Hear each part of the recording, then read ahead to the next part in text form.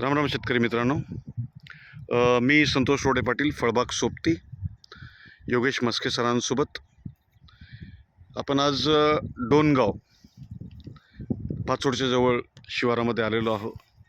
आपण शेतकऱ्यासोबत इथं चर्चा करूयात की बाग हार्वेस्टिंग झाल्यानंतर ॲक्च्युली शेतकऱ्यांनी काय करावं. हा एक खूप मोठा प्रश्न असतो. तर योगेश सर, शेतकऱ्यांचं काय नियोजन आहे? आपलं नाव काय सर? माझं नाव श्याम कल्याणकर आहे. राहणार डोनगाव, तालुका अंबड, जिल्हा जालना. अच्छा, अंबड जिल्हा, अंबड तालुक्यामध्ये. संभाजीनगर बीड हायवेवरती आमचा प्लॉट आहे. किती झाडांचा प्लॉट आहे? माझा 400 झाडाचा प्लॉट आहे. 15 बाय 15 लागवड आहे आणि याला साधारणतः एक 7 वर्ष पूर्ण झाली. 2017ची लागवड आहे झाडाची. तर सर, आता हार्वेस्टिंग झाली बऱ्याचशा ठिकाणी, काही ठिकाणी राहिलेली आहे, पण जवळजवळ 50-60% बाग हार्वेस्ट झालेले आहेत. तर एक बेसिक नियोजन काय असावं हार्वेस्टिंग नंतर? आता एक बेसिक नियोजनमध्ये सर्वप्रथम सर, हार्वेस्टिंग झाल्यानंतर सर्वात सुरुवातीला आपल्याला एक 2 स्प्रे घ्यायची, फवारणी करायची 2. त्याच्यामध्ये काय राहील, सगळ्यात सुरुवातीला आपल्याला निरमा आणि मिठाची फवारणी करायची. अच्छा. तर त्याच्यामध्ये आपण प्रमाण सांगू शकतो शेतकऱ्यांना. 200 लिटरसाठी 1 ते 1.5 किलो निरमा आणि 1 किलो मीठ हे मिश्रण करायचं एकत्र, आणि आपल्या म्हणजे शेंड्यापासून तो खोडापर्यंत अच्छा. सगळं झाड धुवून घ्यायचं, त्याला चांगली फवारणी करायची. आपण जर 200 लिटर पाणी वापरत असाल फवारणी, तर आपण 400 लिटर करायचं. पूर्ण फ्रेश करून घ्यायचं. त्याने काय होतं सर? त्याने काय होतं सर, जे याच्यामध्ये पानांवरचे जे स्पोर्स असतात ना, ते साफ होऊन जातात सगळे. आणि नंतर आपण जी औषधाची फवारणी देऊ, ती मग ती क्लिअर फवारणी पान घेतं, ती झाडामध्ये घेतल्या जाते. कारण काय होतं, आता हा प्लॉट बघतोय आपण, रोडला खेटून प्लॉट आहे, तिथं धूळ वगैरे या गोष्टी भरपूर होऊन जातात. जाळं असतं बागेमध्ये, आहेच आपल्या बागेमध्ये, पण हे जाळं वगैरे त्या फवारणीतून साफ होऊन जातं, पान फ्रेश होतं. आणि त्यानंतर जी फवारणी करायची आपल्याला, तर त्या फवारणीमध्ये आपल्याला क्लोरोसायपर, रेडोमिल गोल्डसारखं संयुक्त बुरशीनाशक घ्यायचं, ज्युपिटर 909, जे एरंजी, करंजी, नीम ऑइलचं एक बेस आहे.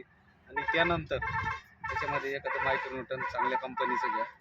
त्याचं जे प्रमाण आपल्याला ठरलेलं असतं फवारणीचं, त्या प्रमाणानुसार त्याची एक फवारणी करून घ्यायची. याचसोबत आता दुसरा जो महत्त्वाचा मुद्दा आहे, पाऊस बंद झाल्यानंतर आपल्या बागेमध्ये आपल्याला ड्रीपनं पाणी चालू ठेवायचं. आता यावर्षी जमीन खूप हार्ड झालेली जास्त पावसामुळं. ड्रीपनं आपल्याला वापसा कंडिशननुसार बागेमध्ये पाणी चालू ठेवायचं. पावसाच्या पाण्यावर बाग तानावर सोडायचं नाही. याचसोबत कुठल्याही बागेमध्ये पाऊस बंद झाल्यानंतर मोकळं पाणी द्यायचं नाही. मोकळं पाणी दिल्यानंतर काय प्रॉब्लेम होतात, मोकळं पाणी दिल्यानंतर जे जमिनीतले जे हे असतात स्पोर्स, ते बंद होऊन जातात. हवा खेळत नाही. हवाची जी लेवल जमिनीत पाहिजे मुळांना, ती मिळत नाही, ऑक्सिजन मिळत नाही, आणि ते द्यायचं नाही आपल्याला. आपल्याला ड्रिपवरच प्लॉट ठेवायचा आहे. ड्रिपवर वापसा कंडिशननुसार पाणी द्यायचं आहे. कारण नागपूर मोसंबी संशोधन केंद्राचं असं म्हणणं आहे की फक्त एप्रिल आणि मेमध्येच आपल्या बागेमध्ये मोकळं पाणी पाहिजे. ते का? कारण काय होतं, त्यावेळेस आपल्याला आर्द्रतायुक्त वातावरण बागेमध्ये तयार करायचं असतं. अच्छा. तेव्हा टेम्परेचर लेवल वाढलेली असते. याच 2 वेळेत आपल्या बागेत मोकळं पाणी. इतर वेळी आपण मग ड्रिपवरच प्लॉट ठेवणं योग्य आहे. सर, पाण्याच्या नियोजनासोबत खतांचं काही नियोजन द्यायला पाहिजे का? आता तो आपला जो नंतरचा जो टप्पा आहे, समजा जो तिसरा पॉईंट आहे, ह्या काळातल्या जो तिसरा पॉईंट आहे, तर त्याच्यामध्ये आपल्याला भर खतं भरायची आहे. मग आता भर खतामध्ये आपल्याला काय काय द्यायचं, तर डिकम्पोज केलेलं शेणखत जर आपल्याला झाडाच्या वयोमर्यादेनुसार, जर आपलं 5-6 वर्षाचं झाड असेल तर 20 किलोपर्यंत शेणखत, आणि त्याचसोबत गांडूळ खत 10 किलो, हे भर खतामध्ये म्हणजे अर्ध प्रमाण समजा शेणखतापेक्षा. शेणखताचं अर्ध प्रमाण गांडूळ खत, हे आपल्याला भर खतामध्ये जमिनीत आपल्याला जे मुळांचा कक्ष आहे झाडांचा, त्याच्यामध्ये ते टाकून द्यायचं आहे. त्याच्यावर आपल्याला पाणी द्यायचं. आणि 8-10 वर्षाचं जर झाड असेल तर 8-10 वर्षाचं जर झाड असेल तर प्रमाण वाढवायचं वयोमर्यादेनुसार. 8-10 वर्षाचं झाड असेल तर आपलं तेच शेणखत 40 ते 50 किलो पडायला पाहिजे, आणि त्याचे अर्ध गांडूळ खत पडायला पाहिजे. यासोबत आपण कंपोस्ट खत वापरू शकता, निंबोळी खत वापरू शकता भर खतामध्ये, आणि पालापाचोळ्याचं कंपोस्ट केलेलं खतसुद्धा आपण वापरू शकतो.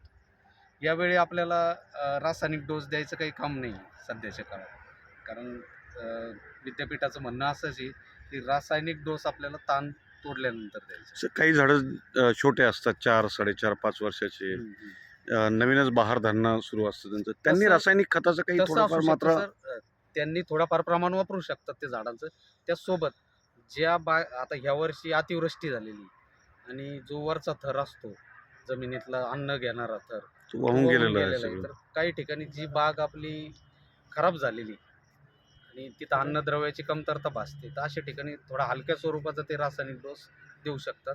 ते पण सल्फर निंबोळी खतासोबत देऊ शकतात. सो पाण्याच्या नियोजनामध्ये आता जिथं ड्रीप नाही आहे, असे बरेचशा बागा आहेत की जिथं ड्रीपची व्यवस्था नाही आहे, तर त्यांनी पाण्याचं नियोजन अशा काळामध्ये कसं करावं? आता ज्या शेतकऱ्यांकडे ड्रीपची नियोजन नाही त्यांनी एक हलकं पाणी द्यावं. ते पण वापसा कंडिशननुसार, सारखं पाण्यावर पाणी भरू नये बागेत. हलक्या स्वरूपाचं ते पाणी देऊ शकतात. पण पावसाच्या पाण्यावर बाग त्यांनी सोडू नये. दम्माने पाणी कमी करून त्यांनी बंद करावं पाणी. अच्छा. सर आता हे बघा, ज्यावेळेस आता पावसामुळं किंवा दरवर्षीच खोडं खराब होतात, तर ह्या काळामध्ये खोडांसाठी काही ट्रीटमेंट वगैरे? खोडावरती नियोजन करावंच लागतं. आपलं भर खतं भरल्यानंतर आपल्याला बागेत वापसा कंडिशननुसार टप्प्याटप्प्यानं पाणी चालू ठेवायचं आहे. त्यानंतर आपलं जे खोड आहे त्याच्यावरती कुठं डिंक आलेला असेल, बुरशी असतील, तर आपण अगोदर साल साफ करून घ्यावी. पोटॅशियम परमॅग्नेटनी ती साफ करून घ्यावी सुती कपड्याने. आणि त्यानंतर फक्त बोर्डो मिश्रण, त्याचा pH मेंटेन आहे. असं फक्त बोर्डो मिश्रण? हो, फक्त बोर्डो मिश्रणचं लेप त्याच्यावरती आपल्याला ह्याच काळात लावून घ्यायचं आहे. पेस्ट करायची ह्याच काळामध्ये. अच्छा. सर आता ताण ताणावर सोडायचं बाग, तर कसं ओळखायचं शेतकऱ्याने की आपला बाग ताणावर गेला का नाही गेला? याच्यात सर्वप्रथम सर काय, आता जमिनीनुसार ताण द्यायचं आपल्याला बागेमध्ये. तर सगळ्यात सुरुवातीला जी हलकी जमीन आहे तिथं 30 ते 40 दिवसाचा ताण पाहिजे बागेला. मध्यम स्वरूपाची जमीन आहे तिथं 45 ते 55 दिवसाचा ताण पाहिजे. आणि जी एकदम भारी ब्लॅक सॉईल आहे तिथं आपल्याला ताणाचा कार्यकाळ वाढवायचा. ते 55 ते 60-65 दिवसापर्यंत आपल्याला ठेवायला पाहिजे. तर हा आपल्या जमिनीनुसार आपल्या बागेत द्यायचा ताण कसा द्यायचा, हा याचा कार्यकाळ झाला. तर ओळखायचं कसं सर ताणावर गेला का नाही बाग? आणि बाग आपला ताणावर आला की नाही हा कसं ओळखायचं, तर त्याला सर्वप्रथम एकतर आपलं पान सुकून गुंडाळलं जातं किंवा काळसर कलर येतो त्याच्यामध्ये. ते गुंडाळल्यानंतर लक्षात घ्यायचं की आपल्या बागेमध्ये ताण आला आहे. आणि त्याचसोबत 25 ते 30% पानगळ झाली की नाही हे पण आपण बघून घ्यायचं. कारण झाडाच्या वरच्या संख्येवरून आणि खाली